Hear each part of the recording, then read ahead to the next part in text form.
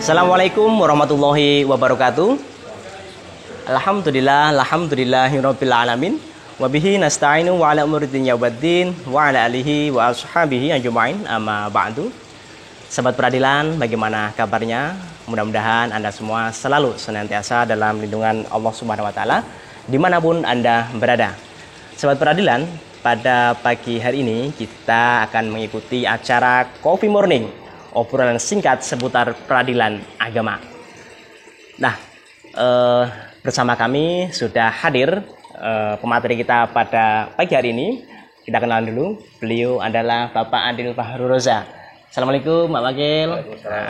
Ini beliau ini merupakan Wakil Ketua Pengadilan Agama Sukoharjo.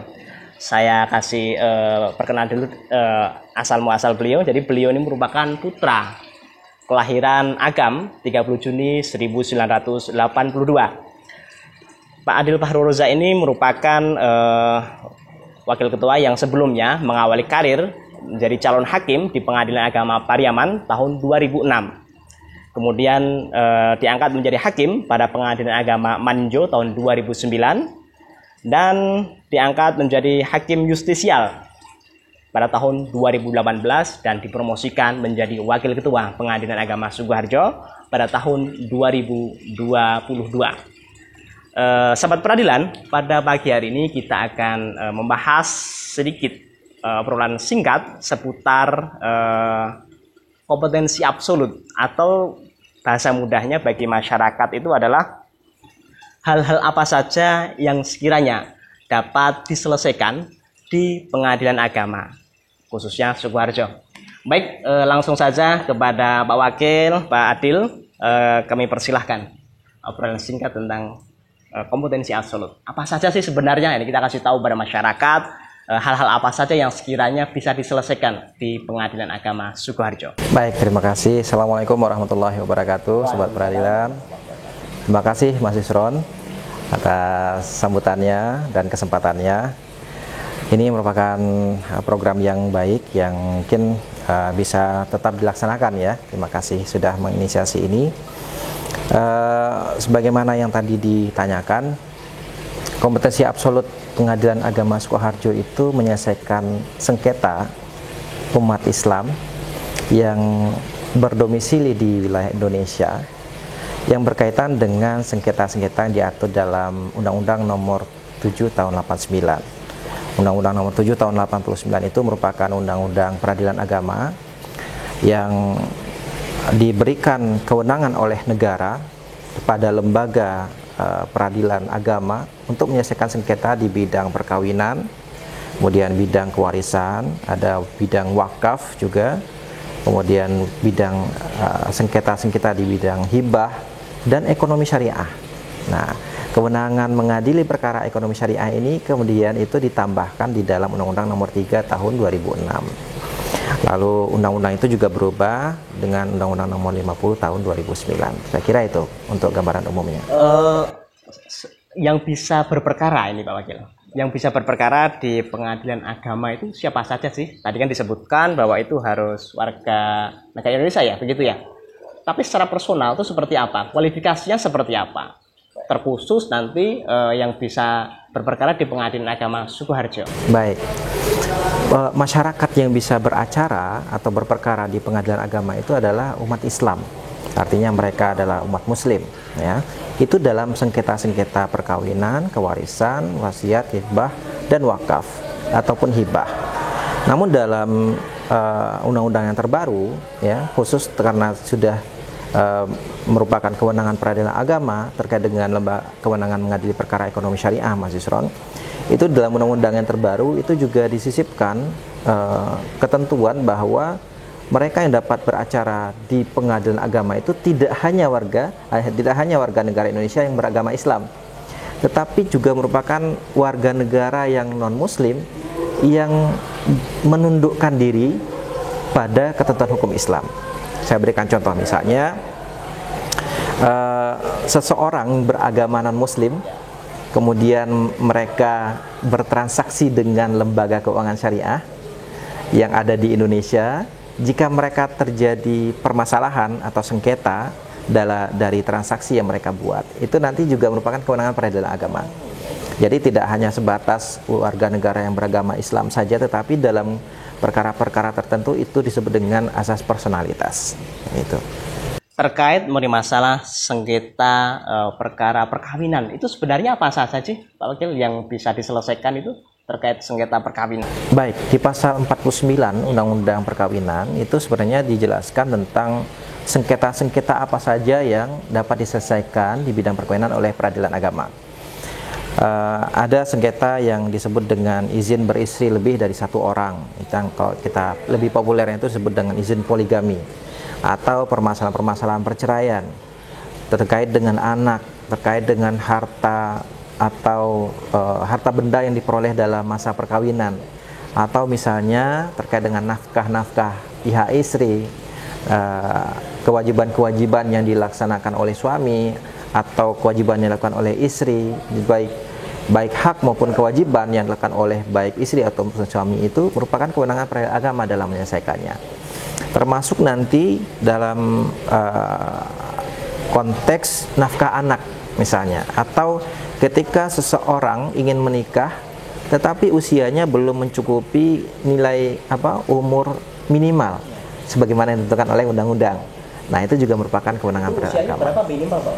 Minimal 19 tahun di dalam undang-undang. Artinya kalau ada calon mempelai atau calon suami atau istri yang masih berada di bawah usia 19 tahun, kalau yang bersangkutan beragama Islam, itu minta izinnya, dispensasinya di pengadilan agama, begitu. Baik, untuk selanjutnya terkait waris ini, apa saja ini sebenarnya perkara waris yang umum yang diselesaikan di peradilan agama itu? Pada umumnya seputar apa saja itu? Baik, kalau untuk waris itu ada beberapa varian ya. Pertama, bisa jadi mereka membutuhkan siapa sih yang berhak untuk menjadi pewaris, atau siapa yang berhak untuk menjadi ahli waris. Baik, dalam perkara sengketa waris ini cukup beragam ya. Pertama, tentang siapa yang akan menjadi pewaris, kemudian siapa ahli warisnya, harta warisannya apa saja, kemudian tentunya berapa bagian masing-masing dari ahli waris. Nah, untuk dalam perkara kewarisan, 3 komponen ini mesti ada, harus ada. Unsur-unsurnya 3 komponen itu. Tetapi misalnya hanya untuk penetapan ahli waris itu ya tidak mesti ketiga-tiga unsurnya. Tetapi tetap majelis hakim akan memeriksa ya, untuk memastikan bahwa penetapan itu tidak bertentangan dengan hukum nantinya. Kalau yang kita tahu kan, masyarakat yang umumnya tahu kan begini Pak Wakil, ada perkara kewarisan yang diselesaikan di pengadilan agama, ada juga perkara kewarisan yang diselesaikan di pengadilan negeri. Itu kualifikasinya apa? Artinya begini, problem seperti ini penyelesaiannya harus di pengadilan agama. Kalau seperti ini, itu di pengadilan negeri misalnya. Nah, itu pewarisan yang yang muslim atau yang non muslim, bagaimana itu kualifikasinya? Baik, terima kasih Mas Yusuf. Jadi memang kewarisan itu juga menjadi kewenangan peradilan umum ya, dalam kondisi-kondisi tertentu. Jika misalnya pewaris ke ahli waris itu merupakan warga atau umat muslim, maka itu kewenangan peradilan agama. Baik misalnya apakah telah terjadi perbuatan melawan hukum terhadap harta warisan itu, misalnya seseorang menjual di bawah tangan, menjual harta warisan yang bukan merupakan haknya, atau salah satu ahli waris kemudian menjual harta warisan tanpa izin dari ahli waris yang lain, itu merupakan perbuatan termasuk perbuatan melawan hukum, yang artinya dia melakukan perbuatan yang sebenarnya tidak diperbolehkan oleh hukum itu sendiri, maka itu merupakan kewenangan peradilan agama karena merupakan bagian dari perkara kewarisan. Nah, terhadap orang yang beragama Islam. Tetapi jika misalnya para pihaknya beragama non-muslim, maka itu kewenangan peradilan umum. Atau misalnya harta warisan itu merupakan harta bersama dari beberapa keluarga ya, dan di beberapa keluarga itu termasuk atau lebih dominannya non-muslim. Nah, itu bukan kewenangan peradilan agama. Berarti bisa dilihat dari subjek hukumnya Wakil ya.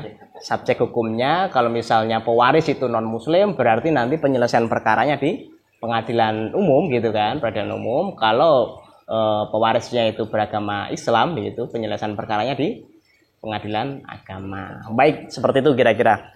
Untuk selanjutnya yaitu masalah wasiat ini. Apa ini Mas?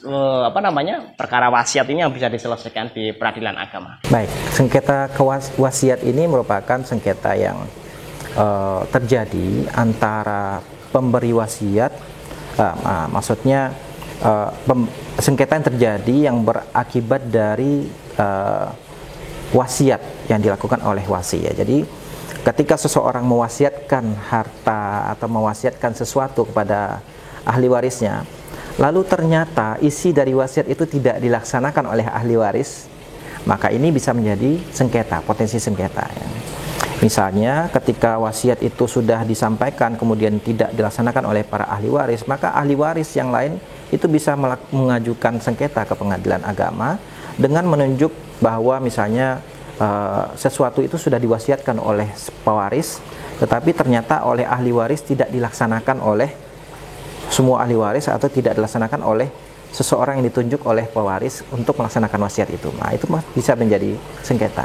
Nah, artinya potensi untuk dibatalkan pun ada ya. Potensinya ada untuk dibatal. Ada nggak ini artinya aturan yang mengatur batas maksimal bahwa seorang pewaris tersebut itu mewasiatkan, ada batas maksimalnya nggak, dalam artian ini bisa dibatalkan kan begitu. Betul. Jadi di dalam hukum Islam itu ditentukan bahwa porsi wasiat itu tidak boleh lebih dari 1/3%, sepertiga bagian dari keseluruhan harta warisan. Nah, itu yang pertama. Yang kedua, yang perlu diingat adalah bahwa ketika membatalkan wasiat itu ada hadis Rasulullah yang menyatakan bahwa wasiat itu juga sebenarnya bisa dicabut. Bisa dicabut. Jadi pemberi wasiat itu bisa mencabut wasiatnya kembali atau hibahnya kepada seseorang itu dengan dalil bahwa anta wa malukali abika, engkau dan hartamu itu adalah milik orang tuamu. Jadi ketika dia misalnya menghibahkan atau mewasiatkan, itu bisa dicabut oleh si pemberi wasiat atau si pemberi hibah. Jadi misalnya jika belum pada saat dia mewasiatkan lalu didaftarkan, diregistrasikan, lalu ternyata dia mengubah pikirannya untuk mewasiatkan itu bisa dicabut atau diperbarui oleh si pemberi wasiat dengan catatan si pemberi wasiatnya belum meninggal ya. Tentunya begitu, karena tidak mungkin setelah meninggal dia akan mencabut wasiatnya. Nah, kecuali misalnya dapat dibuktikan oleh para pihak setelah wasiat itu dilaksanakan ada wasiat baru dari si pemberi wasiat. Nah, maka itu dianggap bahwa wasiat itu sudah diperbarui oleh si pemberi wasiat. Oke, itu tadi pemirsa terkait masalah wasiat, problem-problemnya yang bisa diselesaikan di peradilan agama. Ini lagi terkait masalah hibah. Nah, ini apa ini? Masalah perlu tahu ini masalah hibah itu apa itu? Dan perkara apa saja yang bisa diselesaikan di peradilan agama? Iya, terkait dengan hibah tadi juga sudah saya singgung sedikit ya. Sama seperti wasiat bahwa hibah itu bisa disengketakan oleh penerima hibah kepada pengadilan terkait dengan misalnya porsi hibahnya, misalnya lebih dari 1/3. Berarti hibah dan wasiat itu porsinya maksimal juga sama, yaitu nggak boleh lebih dari 1/3. Kalau lebih daripada itu, kalau ada pihak yang tidak berkenan, ahli waris yang tidak berkenan, berarti juga bisa dibatalkan seperti itu. Iya, itu terkait dengan perkara kewarisan ya. Jika misalnya dalam warisan ada transaksi hibah atau wasiat, maka pacuannya adalah 1/3 itu. Tetapi misalnya jika tidak terkait dengan warisan, maka perkara hibah yang diberikan oleh seseorang kepada orang lain itu juga bisa disengketakan di pengadilan. Misalnya ketika menghibahkan itu mereka memperjanjikan bahwa hibah ini harus digunakan untuk pendidikan, lembaga pendidikan umat misalnya, atau untuk masjid atau untuk hal-hal yang diperjanjikan, lalu ternyata tidak dilaksanakan sesuai dengan akad itu, maka mereka bisa mengajukan perkara ke pengadilan. Terkait wakaf bagaimana ini? Sama ya. Artinya terkait objek tersebut ketika tidak diperuntukkan sebagaimana dalam akad wakaf, maka pihak pemberi wakaf itu bisa melakukan pembatalan. Benar sekali Mas Isran, betul sekali. Terakhir tadi ada zakat, infak dan sedekah. Itu problemnya apa itu kalau? Pelaksanaan zakat ini kan sudah menjadi kewenangan Kementerian Agama ya, pelaksanaan zakat untuk pendistribusiannya, untuk pengelolaannya dan seterusnya. Itu ada potensi di mana pelaksanaannya tidak sesuai, misalnya menurut pemberi zakat, atau misalnya bukan dalam pengelolaannya, tetapi ketika pendistribusiannya itu bisa menjadi potensi ya.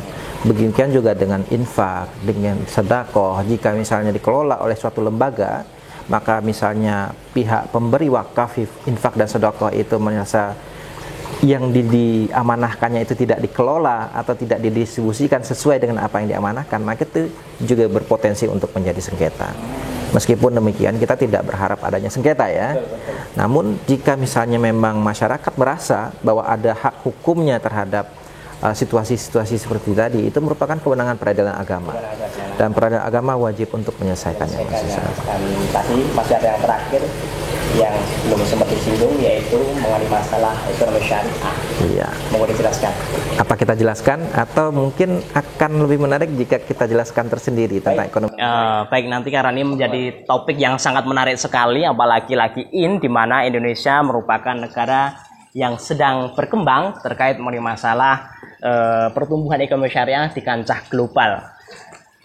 Jadi begitu kiranya sahabat peradilan, apabila saudara mempunyai problematika seputar sengketa perkawinan, waris, wasiat, hibah, wakaf, zakat, infak, sedekah, dan ekonomi syariah, maka domainnya itu adalah domain peradilan agama. Anda dapat menyelesaikan di peradilan agama. Bagi Anda yang berada di wilayah hukum yurisdiksi Pengadilan Agama Sukoharjo, Anda dapat berkunjung menyelesaikan perkara di Pengadilan Agama Sukoharjo, Jalan Raja Wali nomor 10, Kelurahan Joho, Kecamatan Sukoharjo, Kabupaten Sukoharjo. Kami tunggu. Dari kami sekian, mungkin ada kurang lebihnya mohon dimaafkan. Akhirul kalam, assalamualaikum warahmatullahi wabarakatuh. Terima kasih.